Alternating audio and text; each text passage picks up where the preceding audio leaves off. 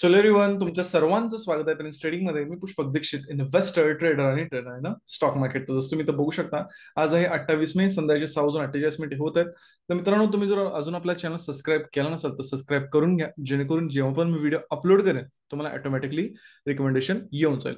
तर सगळ्यात पहिल्यांदा जाणून घ्या की ओव्हरऑल आज मार्केटमध्ये आपल्याला कशा गोष्टी बघायला मिळाल्या. तर आपल्या निफ्टीमध्ये एक गॅपअप बघायला मिळाला, त्यानंतर ओव्हरऑल मार्केटचा जो व्ह्यू होता तो कंटिन्यू सेलिंग साईडलाच मार्केट आलं. आणि जर इथं बँक निफ्टी बघितला, सेम गॅपअप आणि देन आपल्याला सेलिंग मार्केटमध्ये बघायला मिळालं.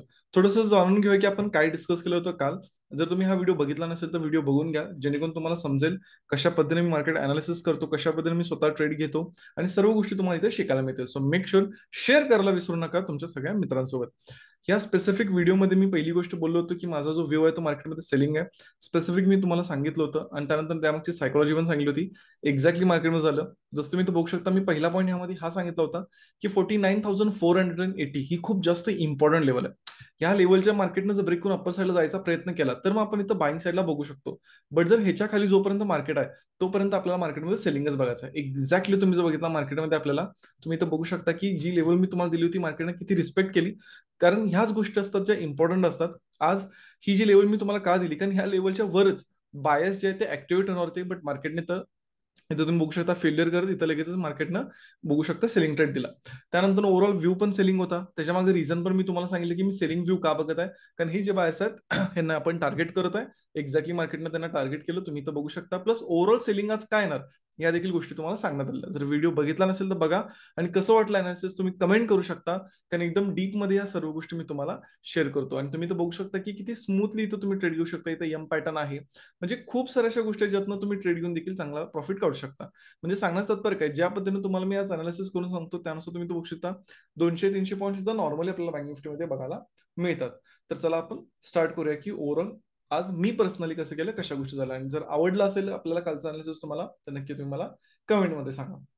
ओव्हरऑल मी पर्सनली कशा पद्धतीने काम केलं इथं मी तुम्ही इथं बघू शकता. आज मी इथं 2 ट्रेड केले. फर्स्ट ट्रेड होता त्यामध्ये थोडासा माझा एसलीट झाला, इथं तुम्हाला थोडंसं दिसेल. आणि दुसरा ट्रेड होता, इथं माझं एक चांगला मला टार्गेट मिळालं. सो माझा व्ह्यू होता तो कशा पद्धतीने होता, बाईंग साईडला होता. जरी तो तुम्ही बघितला, जो प्रॉफिट बुक केला तो एक ठीकठाक प्रॉफिट बुक केला. पहिल्या ट्रेडमध्ये लॉस बुक केला, दुसऱ्या ट्रेडमध्ये इथं आपण प्रॉफिट बुक केला. त्यानंतर तुम्ही तो बघू शकता, पहिला ट्रेड इथे एक्झिट केला, दुसरा ट्रेड इथे एक्झिट केला. आणि या सर्व गोष्टी लाईव्ह मार्केटमध्ये मी सगळं सांगत असतो, शिकवत असतो. सगळ्यात पहिल्यांदा प्री मार्केट लेवल्स. त्यानंतर तुम्ही तो बघू शकता 11:29, इथं पहिली कॅन्डल 11:29. त्याच्यानंतर इथं आपला एसएल गेला, इथं लगेच अपडेट केलं 11:32. ऍक्च्युली ते 11:31 आहे, थोडंसं पीसीच्या ह्याच्यामध्ये 11:32 असते, बट ऍक्च्युली 11:31ला मी इथं पोझिशन म्हणली. आणि तुम्ही तो बघू शकता एक्झॅक्टली 11:31ला इथे 173ला आपण पोझिशन बनवली आणि तिथून मार्केटमध्ये एक मोमेंटम एकसारखं आपल्याला बघायला मिळाला. जर तुम्ही इथं बघितलं, एक आपली खासियत आहे, जिथं आपण पोझिशन म्हणतो तिथूनच मार्केटमध्ये बॉटम आणि टॉप बनतो. आणि हे तुम्ही स्वतः देखील बघू शकता. जर तुम्हाला हे थोडंसं क्रॉस चेक करायचं असेल तर जाऊन सगळे तुम्ही ट्रेड्स बघा, तुम्हाला देखील बाकीच्या गोष्टी अजून क्लिअर होतील. त्यानुसार जसं मी तुम्हाला बोललो की तसं मी लाईव्ह मध्ये अपडेट केलं सर्व गोष्टी पॉईंट टू पॉईंट आयुष्य पोझिशन बुक सकट केलं. यातनं तुम्ही काय शिकू शकता किंवा यातनं तुम्हाला काय शिकायचं. सगळ्यात पहिले मी दरवेळा सांगतो, परत एकदा सांगेन, लॉस देताना छोटा द्या, बट जेव्हा प्रॉफिट घ्यायची वेळ येईल तेव्हा मोठा करा. दुसरी तुम्ही गोष्ट यातनं काय शिकू शकता, यातनं तुम्हाला एक गोष्ट अशी शिकायला मिळते. तुम्ही जर बघितला, जो माझा ट्रेड मी एक्झिट केला, जो ट्रेड माझा एक्झिट केला तो इथे केला. ऍक्च्युली इथं पण प्रॉफिट माझा चांगला दिसत होता, इथं पण प्रॉफिट चांगला दिसत होता. इथं काय एक्झिट केला. तुम्हाला एक डिसिप्लिन मेंटेन करायचं आहे की मार्केटमध्ये मी पर्सनली कसं हे करतो, मला रिस्क रिवॉर्ड मोठा पाहिजे. आज मी इथं पण प्रॉफिट बुक करू शकत होतो आणि इथं पण करू शकत होतो.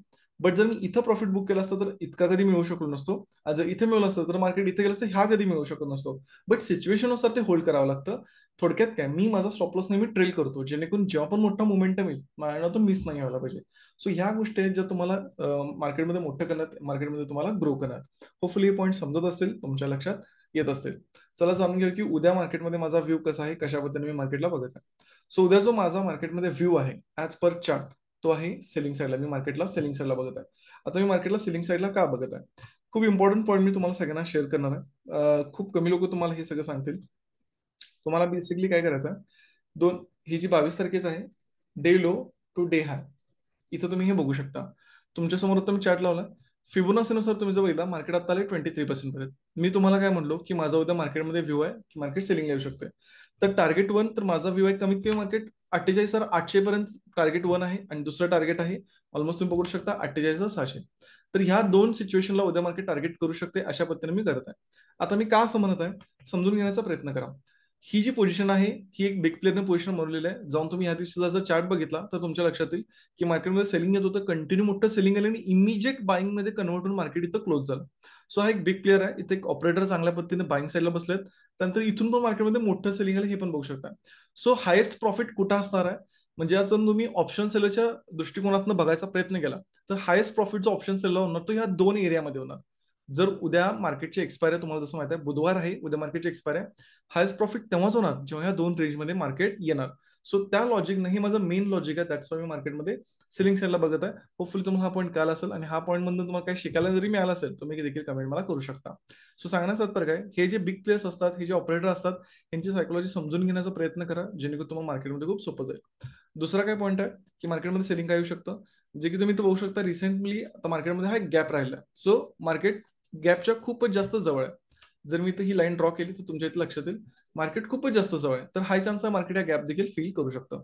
सो ओव्हरऑल दोन मेजर रिझन्समुळे मी मार्केटला सेलिंगला बघत आहे आणि ओव्हरऑल मार्केटचा जो ट्रेंड आहे तो देखील आता हळूहळू सेलिंग साईडला येत आहे. दॅट्स वाय मी थोडंसं अजून एक उद्या एक्सपायरी असल्यामुळे स्पेसिफिक मी सेलिंग येऊ शकतं अशामुळे मी मार्केटला बघत आहे. 100% असं नाही की येईलच, मी जस्ट तुम्हाला माझा अनालिसिस सांगत आहे. कशा पद्धतीने काम करू शकतो. फ्लॅट ओपन झालं तर आपण डायरेक्ट सेलिंग बघायला बघू शकतो. गॅप ओपन झालं तरी देखील आपल्याला मार्केटमध्ये सेलिंग बघायला मिळू शकतं.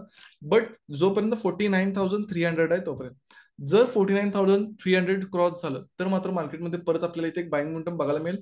मग हे जे सेलर आलेले आहेत या सगळ्यांना मार्केट टार्गेट करू शकतं, प्लस या सेलरला देखील जे राहिलेले असेल त्यांना देखील मार्केट टार्गेट करू शकतं. ओव्हरऑल गॅपडाऊन जरी झालं तरी देखील मी मार्केटमध्ये सेलिंगलाच बघणार. बट गॅपडाऊन मध्ये फक्त एकच कंडिशन आहे, जर मार्केटमध्ये एक रिट्रेसमेंट आली तर लो क्रॉस झाल्यानंतर मी सेल करायला बघेन, नाही की डायरेक्टली. आणि ओव्हरऑल जास्तच झालं तर वेट करूया, सिच्युएशन नुसार आपल्याला ट्रेड घ्यावा लागेल. सो फुली तुम्हाला अनालिसिस कळालं असेल, जी माझी मेन सायकोलॉजी आहे की मार्केटला सेलिंगला उद्या देखील का बघत आहे ती तुम्हाला समजलं असेल. जर व्हिडिओ आवडला असेल तर लाईक करा, मॅक्सिमम लोकांना शेअर करा. Thanks for watching. आपण भेटू नेक्स्ट व्हिडिओला.